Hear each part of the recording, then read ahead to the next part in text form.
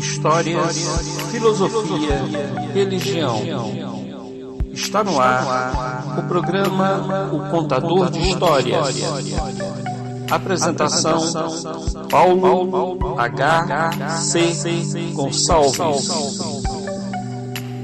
Para que a gente possa se preparar para o futuro, muitas vezes é necessário voltar ao passado. A melhor coisa que a gente pode fazer é sentar de vez em quando, num local até isolado, e começar a pensar sobre a própria vida. As coisas que fez de certo, as coisas que fez de errado, as pessoas que nós ajudamos, sim, porque a gente ajudou algumas pessoas, e as pessoas que nós prejudicamos. Fazer um balanço de tempos em tempos de nossa vida é a melhor forma da gente direcionar a nossa atenção também para o futuro, pois toda vez que a gente faz essa reflexão, a gente reforça aquilo que temos de positivo e começa a corrigir o que tem de negativo.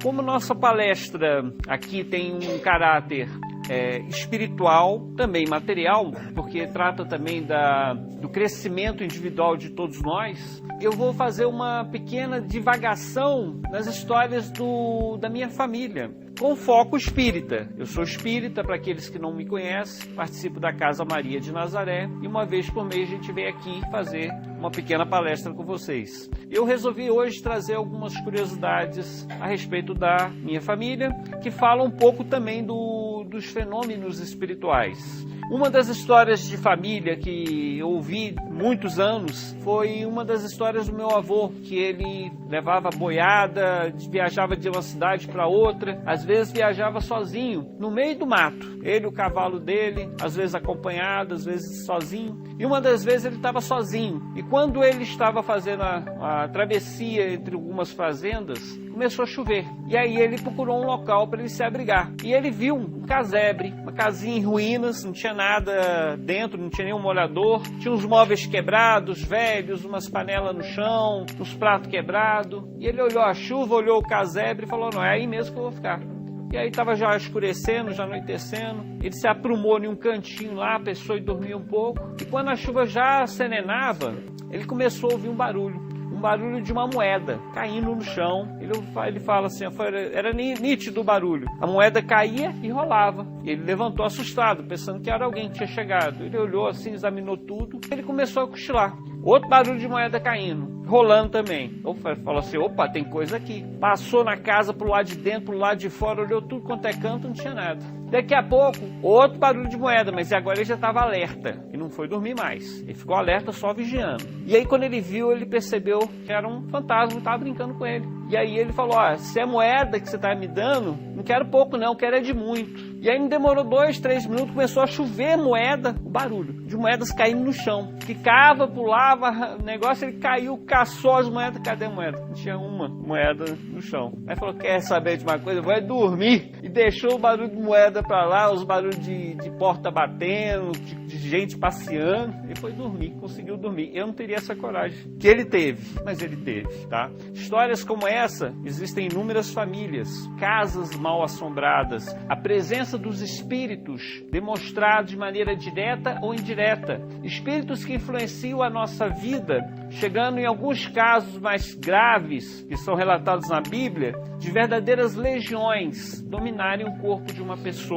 Minha mãe, ela conta que quando ela estava grávida de minha irmã mais velha, Brasília, 410 que a gente morava, tinha um período muito ruim de falta de luz. Aí o pessoal brincava, de dia falta água e de noite falta luz. E era uma verdade. Cansei de ir buscar baldes de água em um posto de gasolina que tinha perto de casa, que era o único local que tinha água. Então o pessoal fazia fila para pegar água. E luz faltava com muita frequência. E minha mãe, para ela ganhar dinheiro, ela vendia Avon, vendia Hermes, vendia aquelas revistas. Ela saía na rua, passava às vezes a tarde toda vendendo para as amigas, para as igrejas. Ela ia passeando. E às vezes ela chegava em casa, já estava escuro. E aí foi uma dessas vezes, ela chegou em casa, abriu a porta, tá tudo escuro, e ela tinha de resolver alguma coisa para entregar alguns produtos, algumas mercadorias para uma amiga dela. Só que estava escuro demais, ela não achava fósforo, não achava vela. Quando ela olhou na janela, quando ela olhou na parede, acendeu um facho de luz.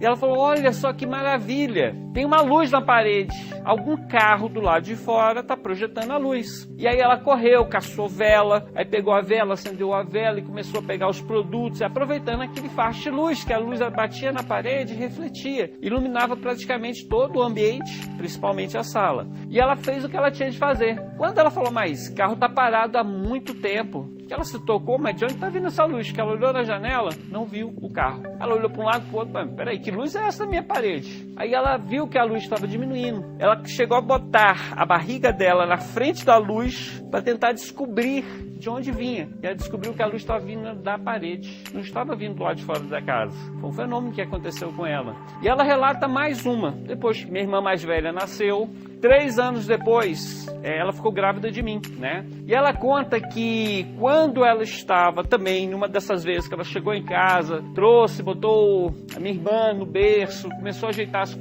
comida de casa, estava preocupada em fazer a limpeza, preparar comida para minha irmã, ela viu que 3 crianças entraram dentro da casa. 3 criancinhas pequenas, 3 anos, 2 anos, entraram na casa. E ela disse que ela sentiu um cheiro muito ruim, cheirava cocô, como se as crianças não tivessem tomado banho. E ela estava muito ocupada, ela deixou as crianças entrar, que a criança passou da sala para o quarto, ela estava na cozinha, ela viu quando as crianças passaram. E ela sentiu o cheiro das crianças, mas como ela estava ocupada na cozinha, fazendo a mamadeira, fazendo alguma coisa, ela não foi na hora atrás do quarto. Mas passou um pouquinho, ela falou assim, não, mas peraí, tem coisa errada. Como é que essas crianças entram? Que banha é essa que deixa as crianças soltas entrar na casa dos outros? E como as crianças estavam com um cheiro muito ruim, que ela ainda estava sentindo o cheiro das crianças, falou, vai incomodar a minha irmã, vai acordar ela.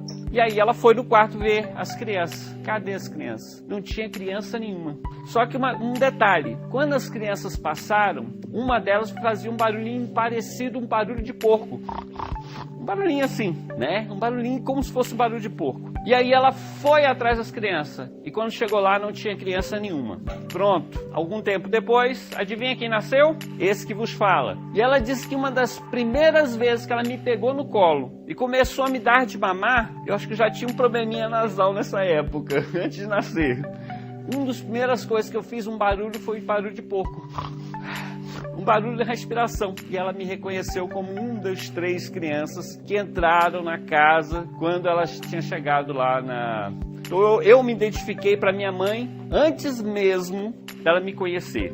Minha mãe conta também, eu não presenciei. Meu pai era de Umbanda. Minha mãe era católica, me levava para a igreja, eu assisti muitas vezes missa. Como criança, eu não tinha noção do que era uma missa, então possivelmente, quase certamente, o começo da missa eu assistia. Mas chegava um determinado momento, minha mãe dava tanto beliscão, fica quieto menino, que eu acabava dormindo no banco. Então dormi muitas vezes na igreja, tá?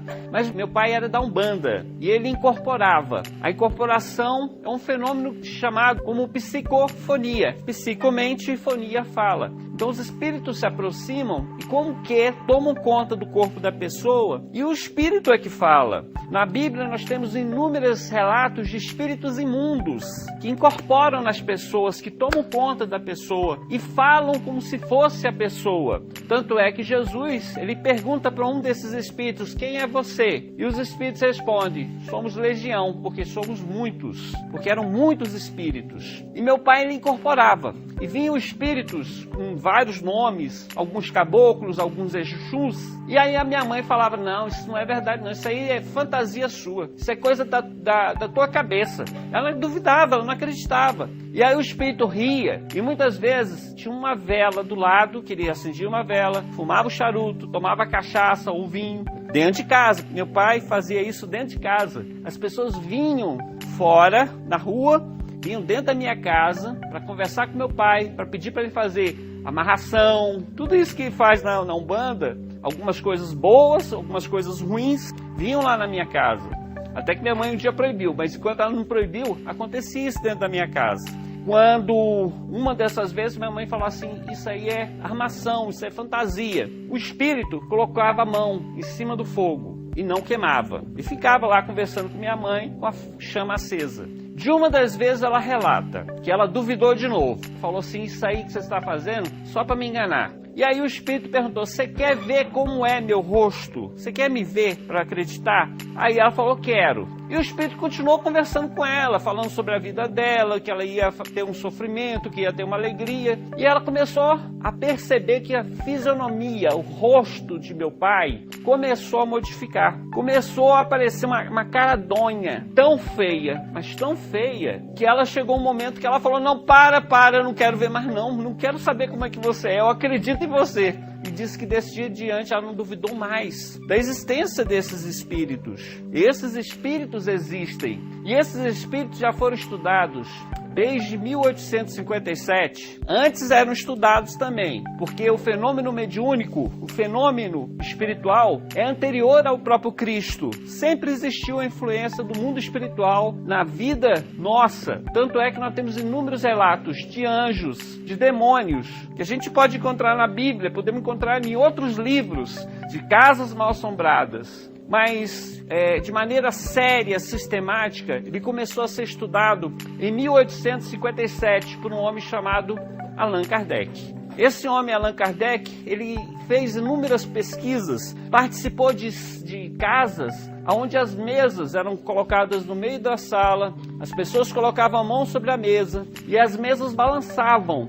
Além de balançar, algumas se levantavam, tirando os 4 pés do chão, chegavam até o teto, obrigando as pessoas a recuar. E algumas pessoas chegavam a passar por debaixo da mesa. E, além disso, a mesa respondia perguntas. Como é que essa mesa respondia perguntas, já que não tinha um cérebro para pensar, nem nervos para sentir? Ela respondia porque quem movimentava essa mesa eram os espíritos, utilizando a força magnética de algum médium presente. A mesa levantava os 2 pés de um lado e batia no chão, ou então se ouvia uma pancada produzida na própria mesa. Uma pancada foi convencionado uma resposta sim, 2 pancadas foi convencionado uma resposta não. E aí as pessoas faziam perguntas, algumas bem fúteis, inúteis. Se vou casar, se meu filho vai conseguir emprego. E outras mais úteis. Quem é você? De onde vem? Existe Deus? E foi toda uma filosofia criada por meio de pancadas inicialmente. Porque depois eles colocaram, uma pancada é A, 2 pancadas é B, 3 pancadas é C.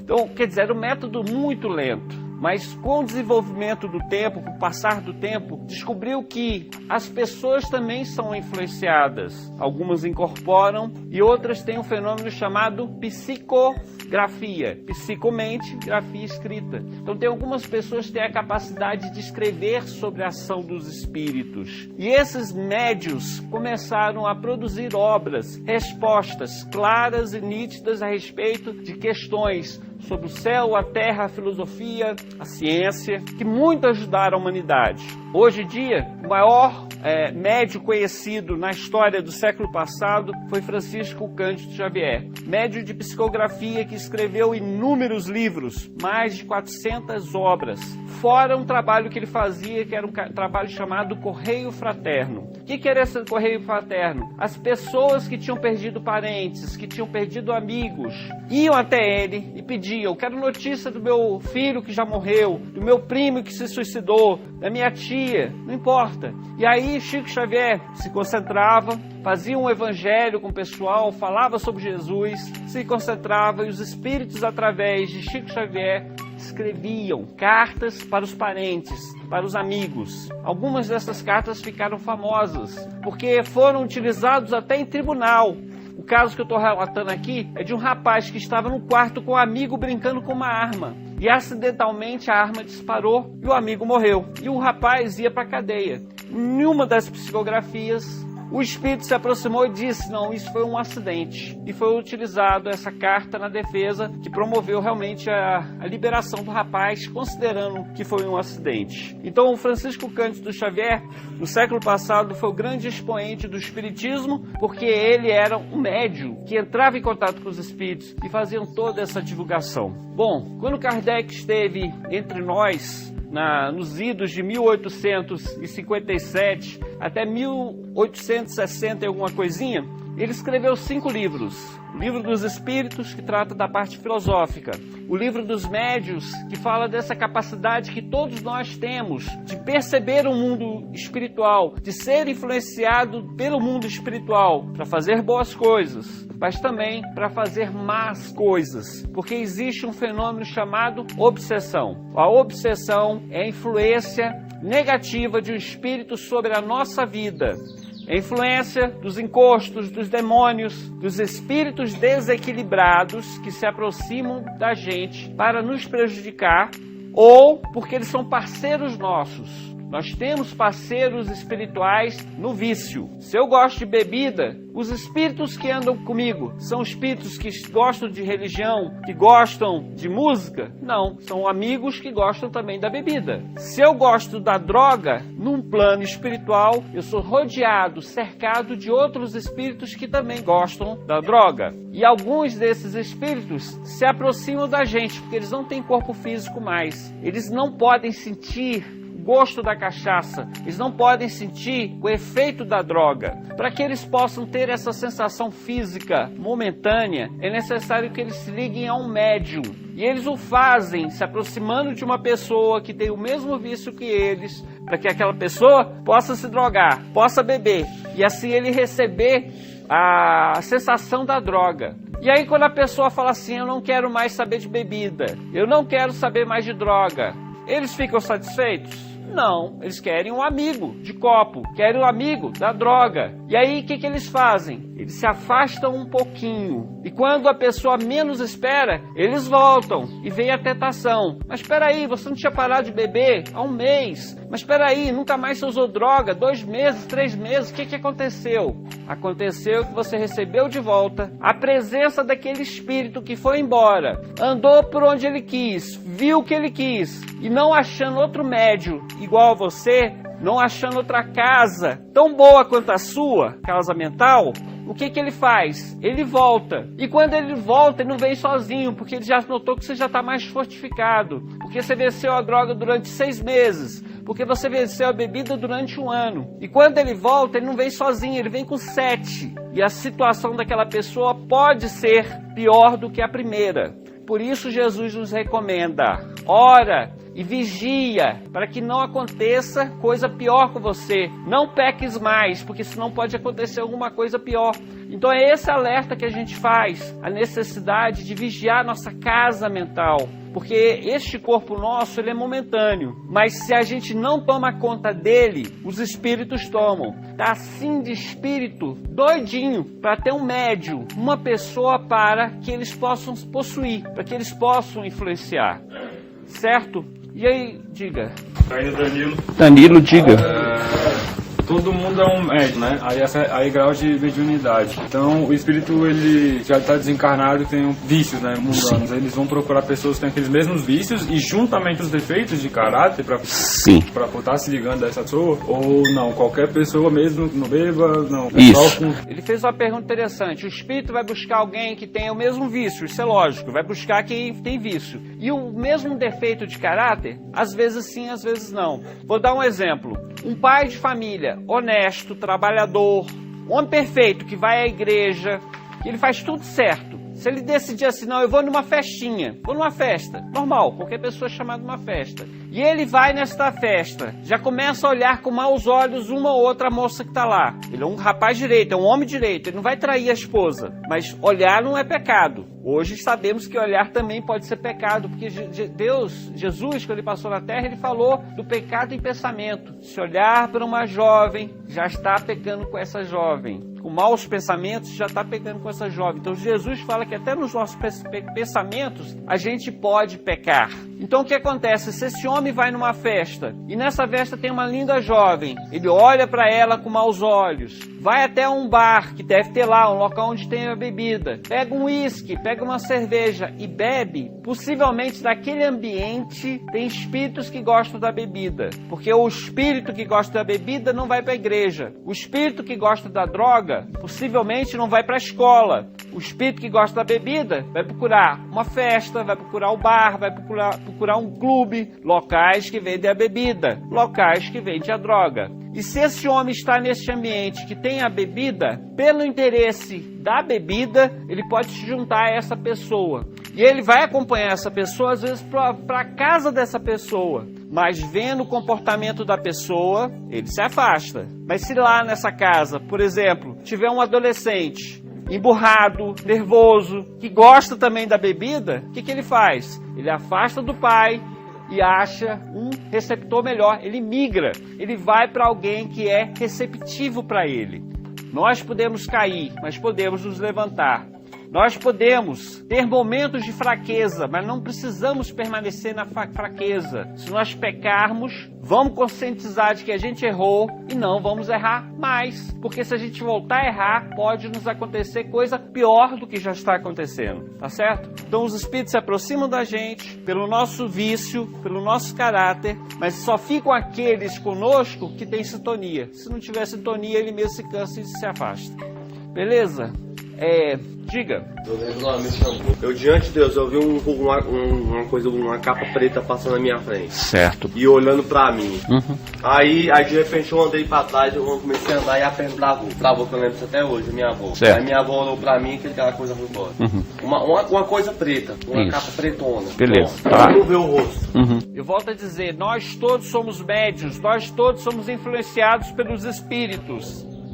Alguns são mais influenciados, outros menos influenciados. Quando estamos sob o efeito da droga, quando estamos sob o efeito do álcool, intensifica, aumenta essa sensação de percepção do mundo espiritual. Tanto é que nós vemos pessoas falar que viu monstro, que viu capa preta, que viu coisas de um outro mundo, justamente por quê? Porque o cérebro não está funcionando corretamente. E o espírito se afastando um pouquinho, percebe com mais facilidade o mundo espiritual, tá? Quando esses espíritos se aproximam muito da pessoa, vai corroendo a vontade de viver da pessoa. Porque quanto mais a pessoa está deprimida, quanto mais a pessoa está emotiva, mais ela bebe. Bebe para quê? Para esquecer. E nessa história de esquecer, o espírito de atuar na pessoa. E a pessoa pensa que a bebida é a solução, só que não soluciona nada. Porque além do problema continuar, ainda tem o problema do vício. A pessoa sente uma melhoria quando bebe, quando usa droga, porque os espíritos que estão do lado de lá,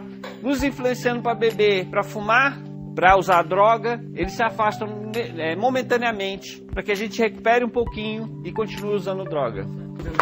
O espírito é só maligno, não existe espírito... Pediram seu nome. Igor. Espírito é só maligno, não existe espírito... Existe, muito bem. Ele perguntou se só existe espírito maligno. Existe espírito santo. Existe espírito bom que nos acompanha. Se você procura estudar, se você procura trabalhar, quem vai ficar perto de você? Espírito que gosta de trabalhar, gosta de música. Nós atraímos para perto de nós aqueles companheiros que pensam como a gente, que buscam a mesma coisa que nós buscamos. Seguindo em frente, quando os espíritos, eles nos influenciam, vem uma coisa chamada depressão. Muitas pessoas sentem a depressão na vida. Identifica? Muito bem. Vem uma depressão, uma vontade de morrer, uma vontade de acabar. Diga. Boa tarde, meu velho. Eu já tive tudo essa vez. E eu tenho visto assim, eu fui até comentado aqui pelo Pedro Rico, né? Que às vezes assim, a gente tá um grupo aqui bom, e às vezes não tem ninguém chegando, né? E o grupo tem harmonia, o grupo tá em paz, a reunião maravilhosa, partida. Mas tem reparadas, quando tem recém-chegado, o grupo tem controvérsia, fica mais carregado. Sim, porque vem esses legiões, acompanha, né? Isso. E faz que eles veem que a gente tá aqui bem, tá tudo em paz de espírito, eles se incomodam, né? E faz aquela confusão, né? Porque tem acontecido. Sim. Quando tá com muito recém-chegado que vem da rua, sobrecarregado, você vê que o grupo muda. Começa a ter discussão. Isso é a lógica mesmo. Isso, Volto a dizer, a gente atrai aqueles companheiros que têm afinidade com a gente. E tá falando aqui quando o grupo, algumas pessoas saem pra rua, pra passear, e volta carregado. E aquelas pessoas que vêm de fora, novas, vêm pra cá também, tá chegando agora, também carregam legiões de espíritos desequilibrados com ela. que afetam todo o grupo. Porque quando a pessoa está se melhorando um pouquinho, o que eles fazem? Vão procurar o mais fraco, aquela pessoa mais suscetível, mais nervosa, mais agitada, para tumultuar, para acabar com essa estrutura aqui, porque eles não têm interesse que exista um salva-se. Eles querem acabar com isso aqui. Então, qual a melhor maneira de acabar com isso aqui? Seria fazer com que as pessoas brigassem, que as pessoas falassem assim, isso aqui não presta, eu vou ir para fora, eu vou para longe. Nós temos que ter paciência, que isso faz parte do nosso tratamento. Temos que ter paciência com esses que chegam nervosos, agitados. E nós temos de nos policiar a nossa mente para que a gente não caia na sintonia, porque o prejudicado será a gente mesmo. Diga. Meu nome é Júlio César. Fala, Júlio César. E no sonho? O sonho também influencia algum espiritismo? Porque, tipo assim, eu já sonhei assim, coisas, eu já vi coisas assim que eu, tipo, parece que eu já vi. Perfeito, O sonho, ele está levantando a questão se tem alguma coisa com o espiritismo, com o mundo espiritual. Eu vou falar para vocês que existiu um grande psiquiatra, Bom, ele foi primeiro psiquiatra e depois se transformou em psicólogo, de nome Freud. Freud foi o que estudou os sonhos.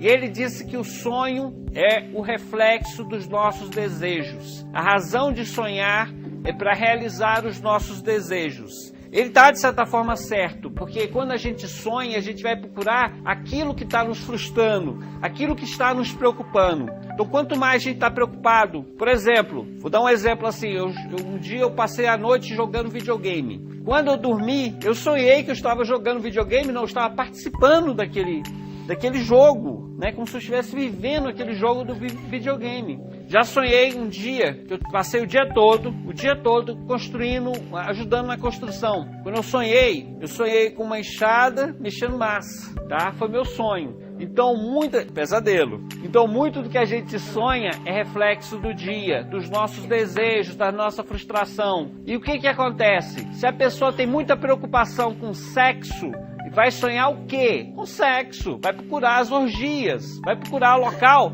de desequilíbrio. Se a pessoa tem muita raiva de alguém, vai sonhar que está brigando. Vai encontrar essa pessoa e vai lutar. E aí muitas vezes vem os pesadelos. E eu falo mais. Eu sou espírita, eu acredito na emancipação da alma, da libertação da alma, do afastamento da alma.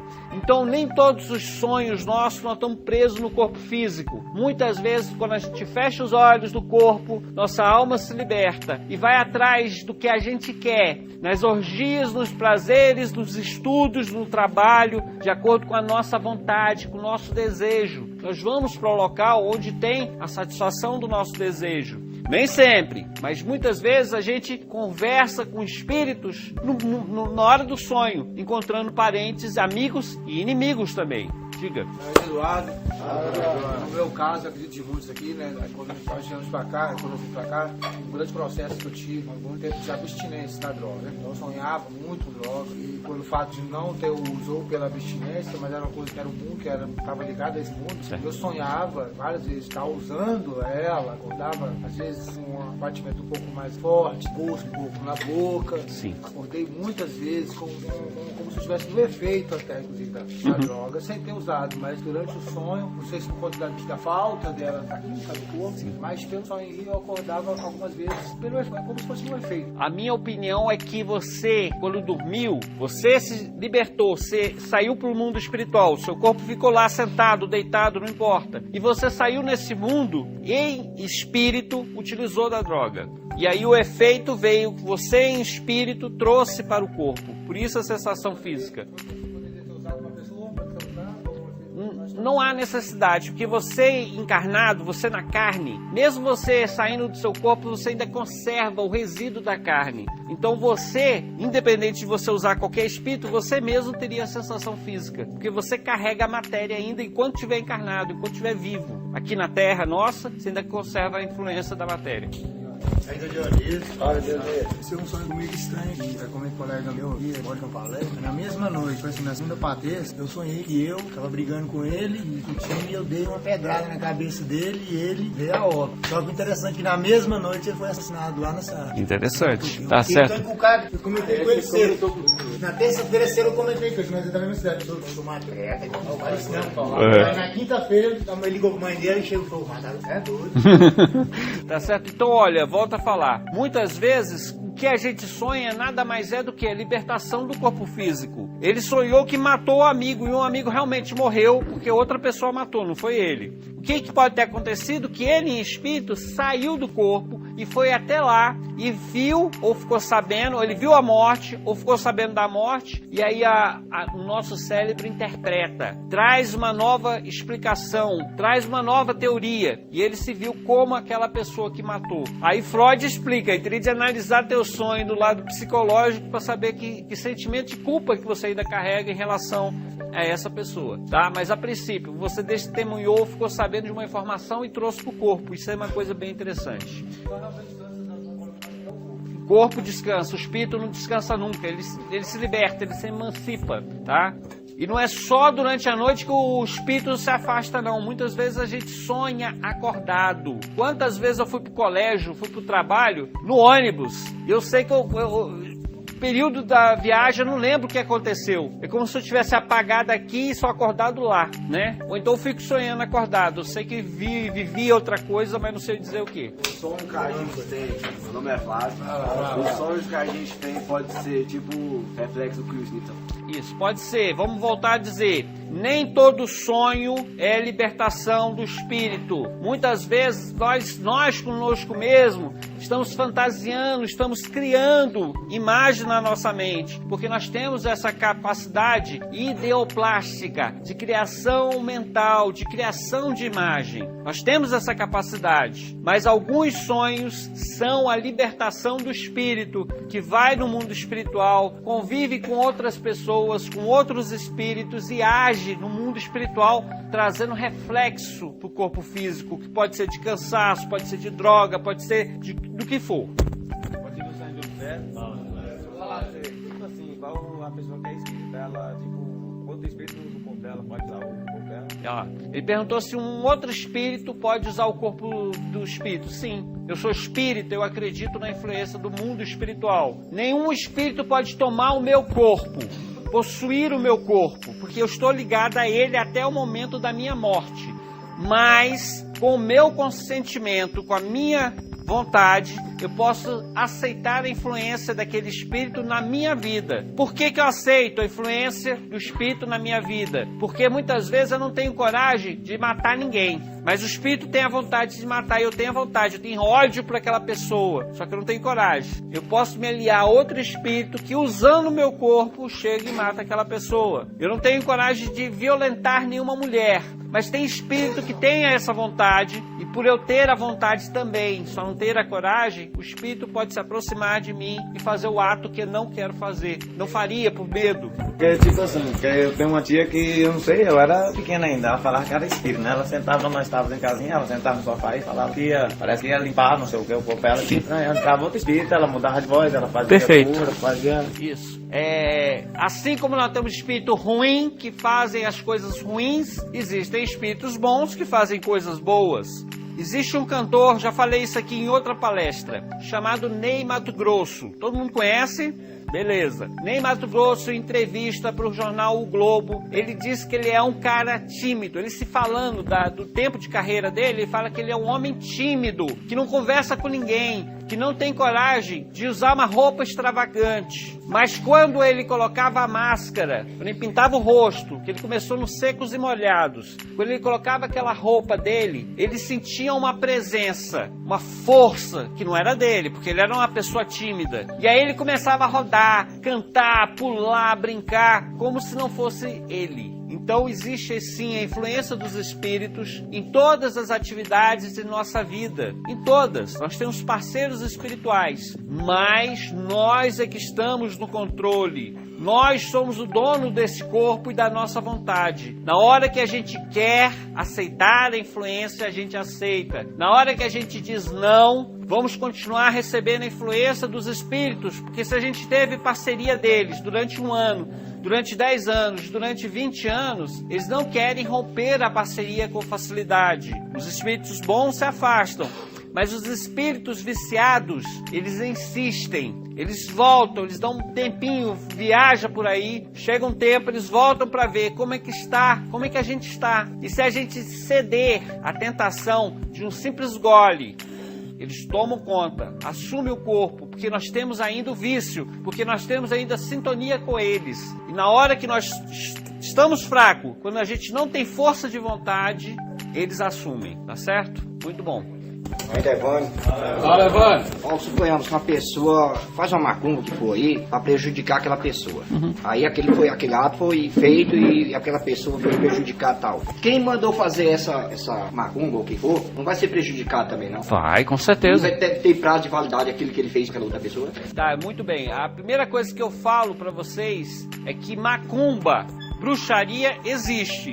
Mas só pega em quem merece, em quem tem sintonia. Para quem é santo, quem é bom, não tem macumba que pegue. Se você tem fé, se você lê a Bíblia, se o seu pensamento é bom, você vai estar acompanhado de bom espírito. E os bons espíritos protegem a gente, beleza? Agora aquela pessoa que briga com todo mundo, que adora um bar, que adora tomar uma droga, que adora confusão, que é enervado, bravo, valente. Esse aí, se alguém faz uma maldição para ela, se faz uma bruxaria para ela, se alguém faz um despacho na encruzilhada para ela, pega. Porque a pessoa tem culpa no cartório, certo? Então se a gente tem culpa no cartório, a gente recebe o mal. Mas olha só interessante.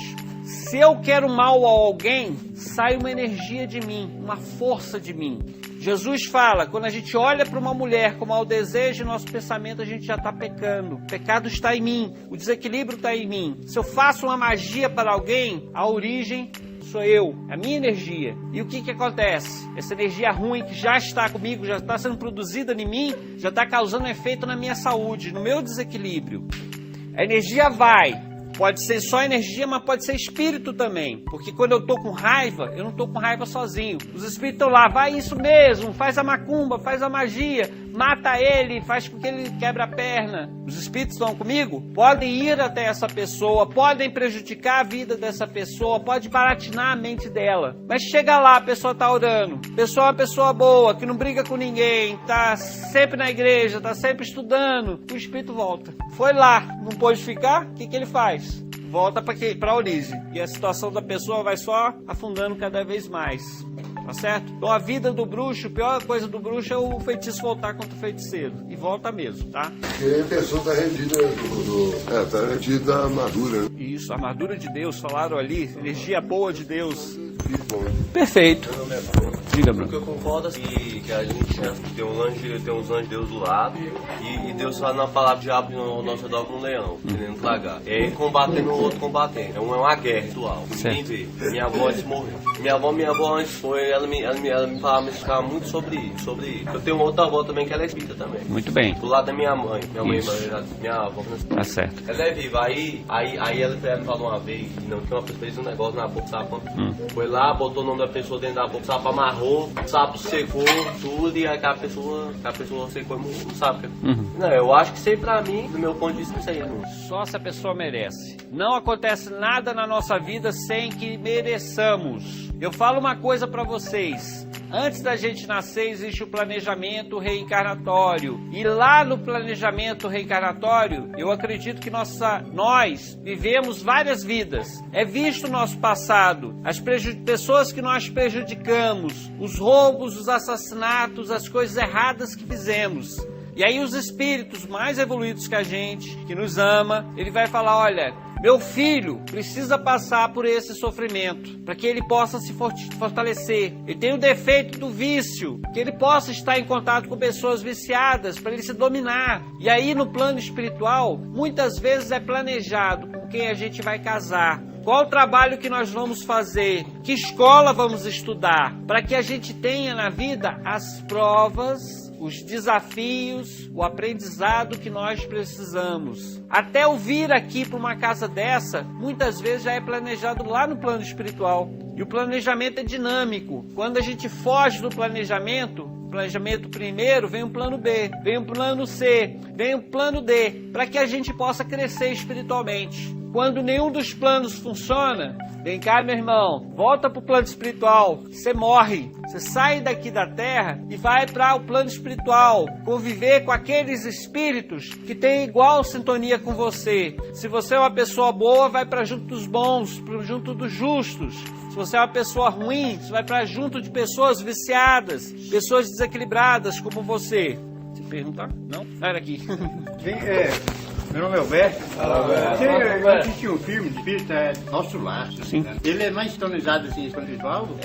Acho que na verdade é espírito na realidade. Eu trabalhei nesse. Trabalhou? É Nosso Lar. Onde a cúpula do Nosso Lar foi rodada em Brasília. Olha só, coisa boa. Beleza. Então tem o espírito bom, né? Tinha um doutor que ele era arrogante, meio Sim. né? E tinha uma senhorinha que ele não atendia ela, né? E a senhorinha estava rezando para ele lá. Depois que ele viu ali, né? E moveu ali lá no plano espiritual, né? Isso. E aquele filme é a realidade? Depois da morte? Isso, tá. Nosso amigo aqui está perguntando sobre o filme chamado Nosso Lar. Esse filme, na realidade, ele vem de um livro chamado Nosso Lar também, que é o relato de um médico desequilibrado, materialista. É uma história real, tá? Logicamente, vem na forma mais literal para que as pessoas possam gostar, apreciar. Porque, na verdade, a nossa vida é uma vida de sofrimento. Mas a nossa vida dá uma novela, dá uma história maravilhosa. Se a gente tivesse alguém para botar no papel para nós, ou nós mesmos conseguíssemos botar no papel, tudo que a gente sofreu, nossa vida dá uma novela muito boa. E no plano espiritual, esse autor chamado André Luiz, que é um pseudônimo, ele não se identificou com o nome verdadeiro dele, esse autor, esse escritor, ele fala o seguinte, que na Terra ele era um homem normal, ele era considerado um homem digno, bom, pensava que ia para o céu direto, porque nunca tinha feito nada errado, nunca tinha infringido as leis, só que ao morrer ele se descobriu numa região umbralina. O que é isso, uma região umbralina? De penumbra, não é a escuridão, não é a treva, região do umbral, que é como que uma selva, uma floresta, aonde ele corria de um lado para outro, fugindo das coisas, fugindo dos perigos, das pessoas que lá estavam. E olha o detalhe interessante. Muitas vezes chegava alguém e gritava para ele, suicida! E ele falava, mas que isso? Eu não sou suicida. E aquilo enervava ele, que hora por vez alguém gritava, suicida! Ele falava assim, mas como eu sou suicida? Eu não me matei, eu fiquei 3 meses no hospital, passei por não sei quanta cirurgia, eu sofri o diabo, o pão que o diabo amassou. Eu não sou suicida. Até que ele começou a orar. E no momento que ele orou, a mente dele modificou. Porque enquanto a gente está no problema, pensando na dor, no sofrimento que está causando para si, o sofrimento que está causando para parente e amigo, nós continuamos em desequilíbrio. Nós precisamos sair da onda do sofrimento. Nós precisamos sair da onda mental do desequilíbrio. E a melhor coisa que a gente pode fazer quando estamos desequilibrados é a oração. É pedir para Deus, conversar com Deus sobre os nossos sofrimentos, pedir paciência, pedir perdão. E na hora que ele começou a pedir perdão para Deus pelos pecados que ele cometeu, começou a pedir ajuda para Deus, mas uma prece sincera. Não aquelas preces decoradas que todo mundo sabe, mas uma prece de coração. Ele recebeu ajuda. Um espírito de mais luz se aproximou dele e o resgatou. O espírito chamava Clarencio. E botaram ele numa maca e levaram ele para a cidade de Nosso Lar. E olha só o detalhe interessante. Quando chegou na cidade do Nosso Lar, depois que já estava medicado, já estava descansado, alimentado, banhado, chegou um médico para fazer visita, porque no plano espiritual existem médicos também. E esse médico falou, é uma pena que ele tenha vindo pelo suicídio. E ele falou, alta lá, peraí, eu não me matei.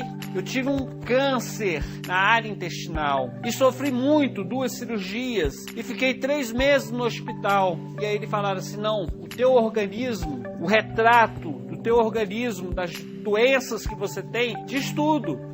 O problema de estômago seu, o estômago está aqui, o problema de estômago seu foi os abusos que você fez no campo da alimentação, no campo da bebida, que você gostava da bebida. Você foi destruindo o seu organismo, a ponto de afetar o intestino, criando essa tumoração. E essa tumoração, esse tumor, só foi agravado por causa da sífilis. Sífilis é uma doença sexualmente transmissível.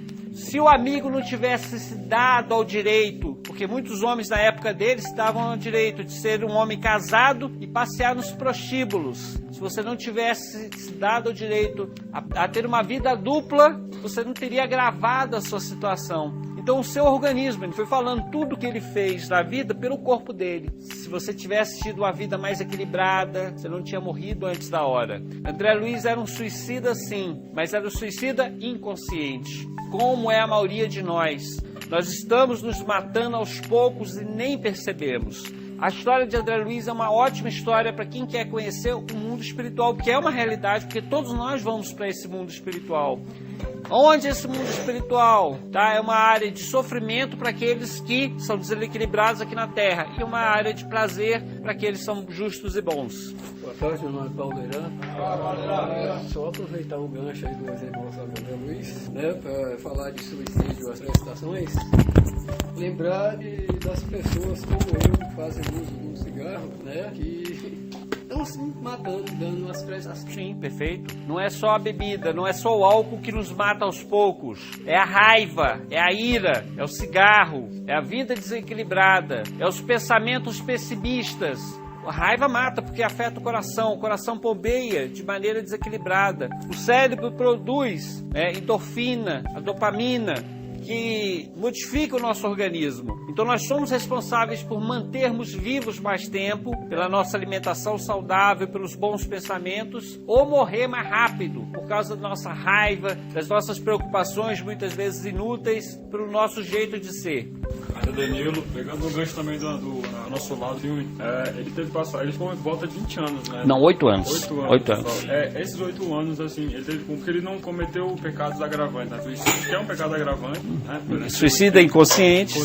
Mas assim, perante a nossa visão mundana, não são coisas tão graves, né? Isso. Esses 8 anos ele ficou só porque ele não reconheceu as falhas que ele teve durante a vida até ele orar, ou não, ele teve por esses 8 anos por causa desse suicídio consciente que ele pratica ao longo da vida dele, né? Isso, tá? Então ele ficou nessa região umbralina principalmente porque a mente dele era desequilibrada. Ele era um homem preocupado, ele era um homem severo, intolerante. Ele fazia caridade ele era médico, de atender alguns pacientes, mas ele atendia isso não por caridade, mas para mostrar para o mundo que ele era um homem bom. Então ele tinha a aparência para o mundo de um homem bom, só que na verdade dentro dele, no coração dele, Deus conhece o que se passa dentro do nosso coração. Dentro do coração dele era um homem desequilibrado. Por isso que ele ficou os 8 anos no umbral. Outras pessoas podem ficar menos, outras mais, tá? Depende de cada pessoa, cada caso é um caso. Vou encerrar. Alguém quer falar alguma coisa? Perguntar alguma coisa? Tá bom, antes de eu encerrar, eu vou passar um vídeo. Tem uma perguntinha aqui. Fala assim, eu me chamo Bruno. Pra pessoa quando morre, eu não tô pra debater dentro da religião, eu não sou nada. A pessoa quando morre, eu não sei, não tem uns que falam que vai pro lugar pra esperar, não. Aí sim, uns falam. Tem outros que falam pra outro lugar. Mas no meu ponto de vista, eu analiso quando morre, Jesus fala na palavra. Que aquela pessoa morre, ela não volta. Perfeito. Eu não vou debater porque o nosso tempo já tá curto, tá? Mas eu acredito o seguinte, que existe esse mundo espiritual, purgatório, tá? Então eu acredito na minha crença que a gente vai para onde está nosso coração. Se meu coração está no ódio, na mentira, na bebida, eu vou para junto daqueles que gostam disso. Agora, se meu coração está na oração, no estudo, no trabalho, na música, nas coisas boas, eu vou para junto dessas pessoas que gostam de coisa boa. Se eu estou onde eu gosto, a minha vida é um céu. Se eu estou junto daqueles que eu não amo, minha vida é um inferno. Pra gente encerrar, vou passar só um videozinho aqui.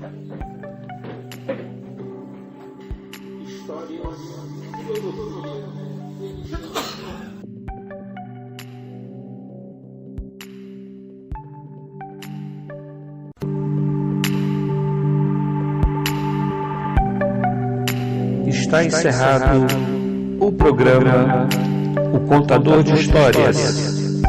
Apresentação: Paulo H.C. Gonçalves.